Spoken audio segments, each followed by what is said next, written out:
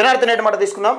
ఆకాశానికి చిల్లులు పడ్డాయి అన్నట్టుగా రాష్ట్రంలో ఎడతెరపు లేకుండా వానలు కురుస్తున్నాయి. వసంత ఋతువుల కేరింతలతో మగనంతా పచ్చటి పైటతో సింగారించుకోనుంది. అన్నదాతల కళ్ళల్లో ఆనందం, వరి నాట్ల వైభోగం, రైతు కూలీలకు కొండంత సంబరం. అందరికీ అన్నం పెట్టే రైతన్న ఉద్దేశం.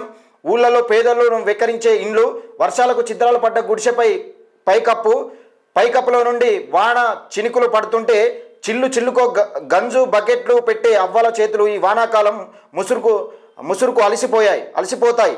చుట్టూ కారు చీకట్లు కమ్ముకున్న రాత్రి, ఉరుములు మెరుపులతో ఎన్నో పేదింటి గుమ్మాలు ఉక్కిరిబిక్కిరి అవుతున్నాయి. కాటికి కాలు చాపే పండు ముసలోళ్ళు నిండా ముసుగు పెట్టుకొని గజగజ వణుకుతున్నారు.